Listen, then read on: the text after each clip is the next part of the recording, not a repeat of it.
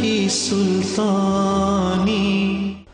بسم اللہ الرحمن الرحیم۔ اللہ تبارک و تعالیٰ کے پاکیزہ نام سے شروع کرتے ہیں جو بہت مہربان نہایت رحم والا ہے۔ اللہ تعالیٰ کے فضل و کرم سے بخاری شریف کے درس کا سلسلہ جاری ہے، اور الحمدللہ جس استقامت سے آپ لوگ سماعت فرما رہے ہیں وہ یقیناً قابل تحسین ہے۔ خود بھی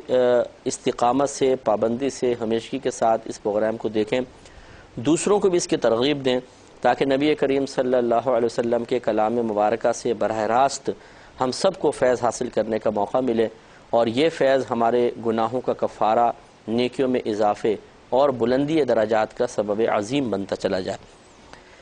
پچھلے پروگرام میں ہم ایک نیا باب اسٹارٹ کر رہے تھے۔ امام بخاری رحمۃ اللہ علیہ نے ایک باب باندھا ہے کہ باب ما یذکر فی المناولۃ و کتاب اہل العلم بالعلم الی البلدان، یعنی باب اس چیز کا جو ذکر کیا گیا ہے مناولت کے بارے میں، اور اہل علم کا دوسرے علم کی بات لکھنا مختلف شہروں کی طرف۔ مناولت کا مطلب یہ ہوتا ہے کہ کسی کا، ویسے لغوی معنی ہوتا ہے کسی کا کسی کو چیز دینا اور دوسرے کا اس چیز کو لینا، تو یہ باہم لینا دینا مناولت کہلاتا ہے۔ اور اصطلاحی طور پر بعض اوقات ایسا ہوتا ہے کہ ایک شیخ جو مطلب مثال کے طور پر حدیثیں ان کی اپنی ہیں، وہ بزرگ ہیں، صاحب علم ہیں، تو وہ بعض اوقات اپنے حدیثوں کا مجموعہ کسی اپنے شاگرد کو دے دیا کرتے تھے۔ اب اس میں یہ جو دینا ہے، انہوں نے حدیثوں کا مجموعہ دیا اور شاگرد نے لیا، یہ ہے مناولت۔ اب یہ مناولت دو طرح کی ہوتی تھی، ایک مقرونہ بالاجازت کہلاتی تھی اور ایک غیر مقرونہ بالاجازت۔ مقرونہ بالاجازت کا مطلب یہ ہے کہ یہ لینا دینا اس اجازت کے ساتھ ہوتا تھا کہ شیخ اپنے شاگرد سے کہتا تھا کہ تم یہ جو میں حدیث کا مجموعہ تمہیں دے رہا ہوں، تم آگے اس کو روایت کر سکتے ہو، کسی کو بیان کر سکتے ہو۔ تو پھر اس شاگرد کے لیے جائز تھا کہ وہ اس کو حدثنا کے ساتھ بیان کر سکے۔ حدثنا کا مطلب ہم سے بیان کیا، پھر حدثنا آگے شیخ کا ذکر کرتا تھا، حدثنا شیخ فلاں، کہ فلاں ہمارے شیخ نے ہمیں بیان کیا۔ حالانکہ انہوں نے بھی بیان نہیں کیا، انہوں نے تو کتاب ایک مجموعہ دیا ہے حدیثوں کا، لیکن یہ جائز تھا شرعی اصطلاح کے اندر، یعنی یہ فنی اصطلاح کے اعتبار سے، کہ شاگرد یہ کہہ سکتا تھا کہ چونکہ حضرت نے مجھے ان حدیثوں کی روایت کرنے کی اجازت مرحمت فرما دی، اس لیے یہ مناولت لینا دینا مقرونہ بالاجازت ہے۔ اور بعض اوقات ایسا ہوتا تھا کہ شیخ نے نسخہ تو دے دیا، اپنا لکھا ہوا حدیثوں کا نسخہ دے دیا، لیکن وہ اجازت نہیں دیتے تھے کہ آپ اس کو آگے روایت کریں، تو یہ منع بھی نہیں کرتے تھے، تو وہ آگے روایت کر سکتے تھے شاگرد، لیکن وہ حدثنا کے ساتھ نہیں کرتے تھے۔ یہ ہے مناولت کا مفہوم۔ اور کتابت کا مفہوم یہ ہے کہ نبی کریم صلی اللہ علیہ وسلم جیسے رسائل وغیرہ لکھ کر مختلف امراء کو بھیجا کرتے تھے، اس میں دعوت اسلام ہوا کرتی تھی، اور ان کو اللہ تبارک و تعالیٰ کا خوف دلا کر آخرت کے عذاب کی وعیدیں اور ڈر سنا کر اسلام کی طرف مائل کیا جاتا تھا۔ تو اس کا یہ باب امام بخاری رحمۃ اللہ علیہ نے قائم کیا ہے۔ اس کے تحت کچھ چھوٹی چھوٹی اقوال بھی لائے ہیں، لیکن میں ان کو نظر انداز کر کے براہ راست حدیث کی طرف آتا ہوں، اور یہ 64ویں حدیث ہے۔ اس حدیث کے راوی حضرت عبداللہ ابن عباس رضی اللہ تعالی عنہ ہیں۔ حضرت عتبہ بن مسعود رضی اللہ تعالی عنہ یہ کہتے ہیں کہ عبداللہ بن عباس رضی اللہ تعالی عنہ نے ان کو خبر دی تھی کہ بے شک نبی کریم صلی اللہ علیہ وسلم نے اپنے مکتوب کے ساتھ ایک شخص کو بھیجا اور اسے حکم فرمایا کہ یہ مکتوب عظیم البحرین کو دے دو، بحرین کا جو حاکم ہے اس کو دے دو۔ تو وہ گیا اور نبی کریم صلی اللہ علیہ وسلم کے قاصد گئے اور انہوں نے عظیم البحرین کو دے دیا۔ عظیم البحرین نے وہ مکتوب کسرا کو دے دیا۔ یہ فارس کے بادشاہ ہوتے تھے، یہ کسرا کہلاتے تھے، اور روم کے بادشاہ قیصر کہلاتے تھے۔ قیصر و کسرا آپ نے نام سنا ہوگا۔ تو یہ اس کو بھیج دیا۔ جب یہ کسرا کے پاس پہنچا تو اس نے نبی کریم صلی اللہ علیہ وسلم، اس نے کہا کہ پڑھو، اس کو پڑھا گیا تو اس نے نبی کریم صلی اللہ علیہ وسلم کے مکتوب مبارکہ کو پھاڑ دیا، ٹکڑے ٹکڑے کروا دیا۔ تو جب نبی کریم صلی اللہ علیہ وسلم کو اس کی اطلاع ملی تو آپ نے اس کے لیے دعائے ضرر فرمائی اور ارشاد فرمایا کہ سرکار نے اس پہ دعا کرتے ہوئے ارشاد فرمایا کہ ہلاک ہو جائے، ٹکڑے ٹکڑے ہو جائے ہر وہ شخص جو ٹکڑے ٹکڑے کرنے والا ہے، مکمل طور پہ ٹکڑے ٹکڑے ہو جائے۔ یعنی اس نے مکتوب کے ٹکڑے کیے، نبی کریم صلی اللہ علیہ وسلم نے اس کے لیے دعائے ضرر فرمائی، اس کے خلاف دعا فرمائی کہ جس نے ہمارے مکتوب کے ٹکڑے ٹکڑے کیے اللہ تبارک و تعالیٰ اس کے ٹکڑے ٹکڑے کر دے اور مکمل ٹکڑے ٹکڑے کر دے۔ اور یہ کچھ ہی عرصے بعد اس دعا کا پھر جو قبولیت کے آثار تھے وہ ظاہر ہو گئے کہ کسرا کے بیٹے نے اس کے خلاف بغاوت کی اور باپ کو قتل کر کے حاکم بنا، اور کچھ عرصے بعد ہی لیکن وہ سنبھال نہ سکا اور یہ سلطنت ٹکڑے ٹکڑے ہو کر ختم ہو گئی۔ تو اس سے کم از کم دیکھیں یہ بات پتہ چلی کہ نبی کریم صلی اللہ علیہ وسلم نے تبلیغ دین مختلف انداز سے فرمائی۔ کبھی تو آپ اپنے عمل سے تبلیغ فرماتے رہے، جیسے کہ اعلان نبوت سے پہلے 40 سال تک آپ نے اپنا عمل کر کے دکھایا اور اچھے عمل کو کر کے دوسروں کو اس عمل کے اختیار کرنے کی طرف مائل فرماتے رہے۔ اس کے بعد پھر آپ نے اعلان نبوت فرمایا تو زبان سے بھی باقاعدہ تبلیغ کا آغاز فرما دیا۔ اور تیسرا آپ کا بہت بڑا طریقہ جو تبلیغ دین کا تھا وہ مکتوبات تھے جو مختلف بادشاہوں کی طرف آپ بھیجا کرتے تھے۔ پہلی بات تو یہ کہ ہمیں بھی چاہیے کہ ان طریقوں کو اپنائیں۔ ایک معاشرے میں اچھا انقلاب پیدا کرنے کے لیے، ایک بڑی تبدیلی کے لیے، لوگوں کی سوچ اور فکر اور اعمال میں تبدیلی پیدا کرنے کے لیے کوشش یہی ہونی چاہیے کہ ہم اسی طریقے سے تینوں انداز تبلیغ کو اختیار کریں۔ ایک اپنے عمل کو بہت اچھا اور بہتر کر کے لوگوں کے سامنے پیش کریں، دوسرا زبان سے تبلیغ کریں، اور تیسرا مکتوبات کے ذریعے۔ اب چونکہ تھوڑا سا ایڈوانس ہو گیا ہے معاملہ تو بہرحال عمل تو ہوگا ہی ہوگا، زبان سے بھی تبلیغ ہوگی، لیکن اب چونکہ خط لکھنے کا رواج بہت ہی کم ہو گیا ہے تو اب جدید ٹیکنالوجی سے فائدہ اٹھانا چاہیے۔ چنانچہ میسیجز کے ذریعے تبلیغ دین کرنا، اسی طرح انٹرنیٹ ایک بہترین تبلیغ دین کا ذریعہ بن چکا ہے۔ اسی طرح چینلز جو ہیں جیسے اب ہم آپ کے سامنے بیٹھے ہوئے ہیں، بلا مبالغہ ہزاروں نہیں بلکہ لاکھوں نہیں بلکہ کروڑوں لوگ اس وقت ہمارے پروگرام کو دیکھ رہے ہوں گے، کروڑوں نہیں تو لاکھوں تو دیکھ ہی رہے ہوں گے انشاءاللہ۔ تو لاکھوں لوگوں تک ایک ساتھ تبلیغ دین، اللہ تعالیٰ کا پیغام پہنچ رہا ہے، اس کے رسول کا پیغام پہنچ رہا ہے، ایک ساتھ لاکھوں لوگوں کو تبلیغ کی جا رہی ہے، تو ان سے فائدہ اٹھانا چاہیے۔ تو نبی کریم صلی اللہ علیہ وسلم نے جب ہر طریقے سے ان چیزوں کو یعنی تبلیغ دین کو کے مختلف طریقے اپنا کر اللہ تعالیٰ کے پیغام کو لوگوں تک پہنچایا، تو اللہ تعالیٰ نے چونکہ قرآن عظیم میں ارشاد فرمایا کہ لقد کان لکم فی رسول اللہ اسوۃ حسنہ، کہ ضرور ان نبی کریم صلی اللہ علیہ وسلم کی حیات طیبہ میں تمہارے لیے بہترین عملی نمونہ ہے، یا آپ کی ذات میں ہم تمہارے لیے بہترین عملی نمونہ ہے۔ تو ہمیں چاہیے کہ ان چیزوں کو اپنائیں، اپنے عمل کو اچھا کریں تاکہ لوگ ہمارے عمل کو دیکھ کر چیز کو سیکھیں۔ اب عمل دو طرح کا ہوتا ہے، اچھا عمل بھی ہوتا ہے، برا عمل بھی ہوتا ہے۔ انسان کو خود غور کرنا چاہیے کہ میں کیسی مثال قائم کر رہا ہوں، اپنے عمل کے ذریعے اچھی مثال قائم کر رہا ہوں یا بری مثال قائم کر رہا ہوں۔ اپنے عمل سے میں کسی کو گناہ کی ترغیب دے کر گناہ پہ دلیر اور جری کر رہا ہوں،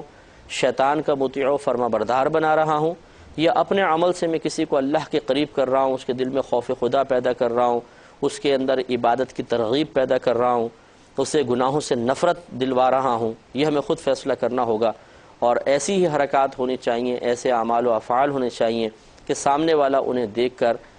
گناہوں سے تائب ہو، اسے نیکیوں کی ترغیب ملے، اس کے دل میں اللہ تبارک و تعالیٰ کا خوف پیدا ہو، عمل کا جذبہ بیدار ہو، اور وہ گندی چیزوں کو چھوڑ کر اچھی چیزوں کی طرف مائل ہونا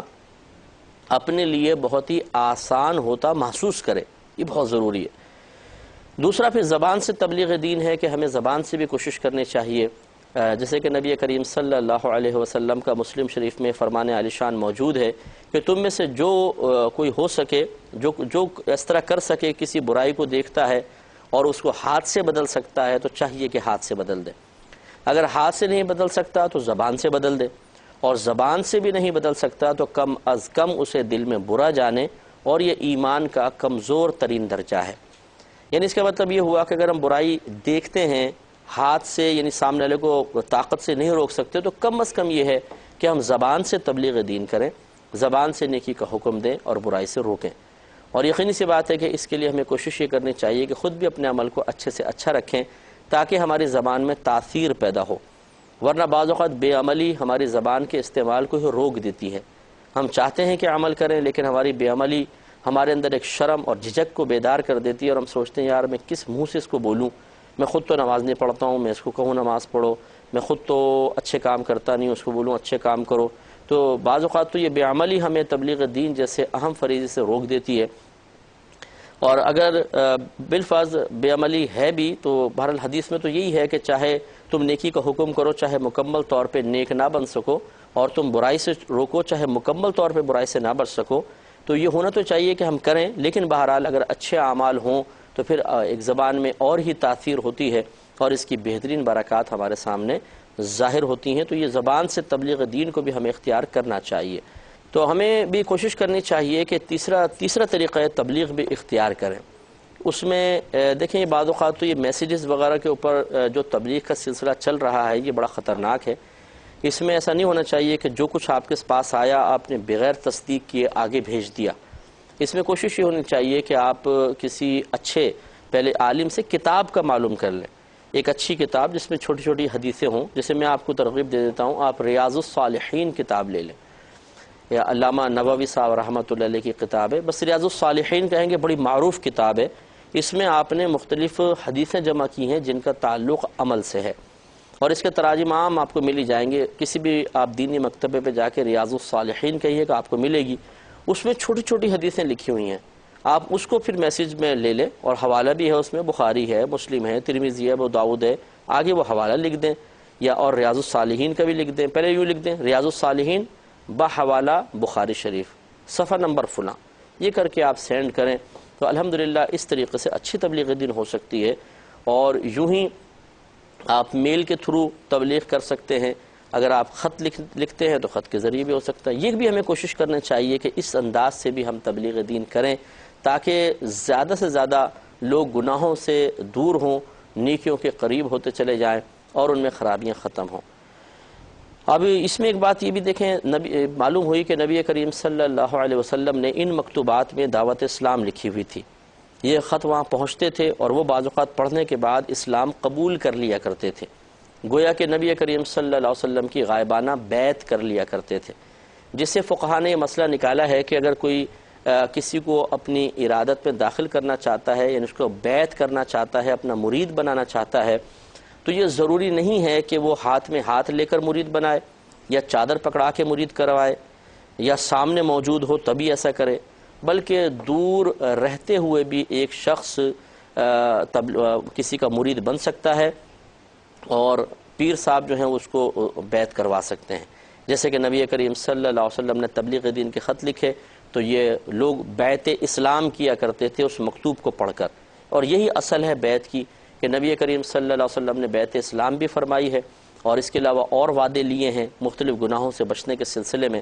تو اب یہ جو مکتوب وہاں پہنچ رہا ہے، اب وہ شخص جو اس کو قبول کر رہا ہے وہ نہ سرکار کے سامنے ہیں صلی اللہ علیہ وسلم، نہ آپ کے ہاتھ میں ہاتھ دیے ہوئے، نہ چادر پکڑے ہوئے ہے، اور وہ اسلام قبول کر رہا ہے۔ تو اس کا مطلب یہ ہوا، اس سے نتیجہ نکلتا ہے کہ بیعت کرنے کے لیے سامنے ہونا ضروری نہیں ہے، نہ ہاتھ میں ہاتھ لینا ضروری ہے۔ لہذا جو مشائخ، جو پیر حضرات دور دراز جیسے میڈیا کے اوپر بالفرض وہ مرید بنا رہے ہیں، یا بالفرض خطوط کے ذریعے، میلز کے ذریعے، یا ویسے ہی لائیو کوئی پروگرام ہے اس کے ذریعے کر رہے ہیں، اور دور دراز بیٹھا ہوا ایک شخص ان کی بیعت کر لیتا ہے، تو یہ شرعاً جائز ہے اور اس میں کوئی حرج نہیں ہے۔ یہ قید لگانا کہ نہیں جی پہلے ہاتھ میں ہاتھ لیں گے تو بیعت ہوگی، اس کے علاوہ نہیں ہوگی، یہ بیجا ایک طریقت پر افتراء ہے، جس کی یقیناً سی بات ہے کہ مسائل طریقت میں کوئی گنجائش نہیں ہے۔ دوسرا دیکھیں، نبی کریم صلی اللہ علیہ وسلم نے ان کو مکتوب بھیجا تو کسرہ نے بدتمیزی کی اور اس نے اس خط کو چاق کر دیا، تو نبی کریم صلی اللہ علیہ وسلم نے اس کے لیے دعائے ضرر کی۔ میں نے اس کو دعائے ضرر لکھا، بڑے بڑے ہمارے اکابرین نے جو محتاط ہیں دعائے ضرر ہی لکھا ہے، بد دعا نہیں لکھا۔ نبی کریم صلی اللہ علیہ وسلم کے لیے لفظ بد کا استعمال مناسب نہیں۔ آپ کی تو ہر دعا میں خیر ہی خیر ہے، آپ کی یعنی بد مانے بری، بد دعا مانے بری دعا،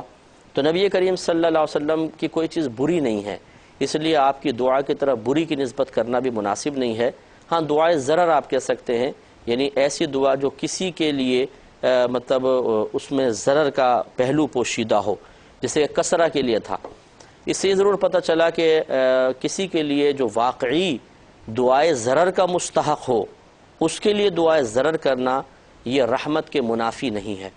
ہمارے نبی کریم رحمت کے خلاف نہیں ہے، ہمارے نبی کریم صلی اللہ علیہ وسلم رحمت للعالمین ہے اور اخلاق حسنہ کے اعلیٰ مقام پر فائز ہیں، لیکن جب اللہ تبارک و تعالی کا حکم ہوا تو آپ نے کسی کے لیے دعائے ضرر بھی کی ہے، جیسے کہ کسرہ کے لیے کی اور وہ ہلاک ہو گیا۔ تو اس کا مطلب کوئی یہ نہیں کہہ سکتا کہ معاذ اللہ ثم معاذ اللہ نبی کریم صلی اللہ علیہ وسلم میں رحمت کی کمی تھی اس کی بنا پر ایسا ہوا، ایسا تو ہو ہی نہیں سکتا، وہ تو رحمت للعالمین ہے، قرآن گواہی دے رہا ہے۔ اس کا مطلب یہ ہوا کہ دعائے ضرر دینا انسان کی شفقت اور محبت اور رحمت کے منافی نہیں ہے۔ لہٰذا اگر کوئی عام شخص ہیں، کوئی بزرگ ہیں، کوئی عالم ہیں، کوئی مفتی ہیں، وہ ان کو کسی شخص نے تنگ کیا اور دین کے نقصان کا سبب بنا اور وہ ان کے لیے دعائے ضرر کرنے لگیں، تو ہمیں حق نہیں ہے کہ ہم یہ کہیں کہ لو جی ہمارے نبی کریم صلی اللہ علیہ وسلم نے تو کفار نے اتنا تنگ کیا لیکن سرکار نے کبھی ان کے لیے دعا ضرر نہیں فرمائی اور آپ بد دعائیں دے رہے ہیں، یہ تو غلط کر رہے ہیں آپ، بالکل غلط۔ یہ شخص کہنے والا غلط ہے اس لیے کہ اس کو پتہ ہی نہیں ہے کہ نبی کریم صلی اللہ علیہ وسلم نے اور بھی کئی مقامات پر دعائے ضرر فرمائی ہے، لیکن اللہ تبارک و تعالیٰ کے حکم سے اور اسی شخص کے لیے جو واقعی اس دعائے ضرر کا مستحق تھا، جیسے کہ کسرہ تھا۔ تو اس سے معلوم ہوا کہ صحیح موقع پر صحیح مناسبت کے ساتھ اگر واقعی کوئی شخص ایسا ہے کہ جو دعائے ضرر اس کے لیے کی جانی چاہیے تو اس کے لیے پھر دعائے ضرر کرنا یا عرف عام میں جس کو ہم بد دعا کہتے ہیں اس کے لیے بد دعا کر دینے میں کوئی حرج نہیں ہے، خصوصاً اگر کوئی غیر مسلم ہے جو اسلام کے لیے شدید قسم کے نقصان کا سبب بن رہا ہے تو اس کے لیے بد دعا کی جا سکتی ہے، دعا ضرر کی جا سکتی ہے، اور اس میں شرعاً کوئی حرج نہیں ہے کیونکہ نبی کریم صلی اللہ علیہ وسلم نے بھی کسرہ کے لیے دعا ضرر کی۔ اور اس سے بھی معلوم ہوا کہ نبی کریم صلی اللہ علیہ وسلم مستجاب الدعوات ہیں، آپ کی زبان سے جو نکل گیا وہ چونکہ اللہ تبارک و تعالیٰ کی عطا سے اور اس کی اجازت سے اور اسی کی مشیت اور مرضی سے نکلتا ہے تو لہٰذا وہ ضرور پھر درجہ قبولیت حاصل کر لیتا ہے۔ تو اس سے معلوم ہوا کہ اللہ تبارک و تعالیٰ کے مقرب بندوں کے بڑے مقام ہیں، اللہ تعالیٰ کی بارگاہ میں ان کو بڑا مرتبہ وجاہت حاصل ہے، تو اس لیے کوشش یہ کرنی چاہیے کہ ایسے لوگوں کی دعائیں ضرر سے بچیں۔ اس لیے ہم گزارش کریں گے ان تمام لوگوں سے جو مساجد سے بعض اوقات وابستہ ہوتے ہیں اور مسجد کے ائمہ حضرات جو بعض اوقات عالم بھی ہوتے ہیں، مفتیان کرام ہوتے ہیں، صرف اس وجہ سے ان کے ساتھ بدتمیزی کا سلوک کرتے ہیں کہ وہ یہ سمجھتے ہیں کہ شاید یہ مسجد کے نوکر ہیں۔ اس طرح مسجد کی کمیٹیاں جو ہوتی ہیں ان کو بھی ہم نے دیکھا ہے کہ بسا اوقات بہت معذرت کے ساتھ، کوئی ناراض نہ ہو لیکن ہمارا کام سمجھانا ہے اور ہم کسی خاص پرٹیکولر شخص کو یا خاص پرٹیکولر کمیٹی کو سامنے رکھ کے بات نہیں کہہ رہے ہیں، انہیں بھی احتیاط کرنے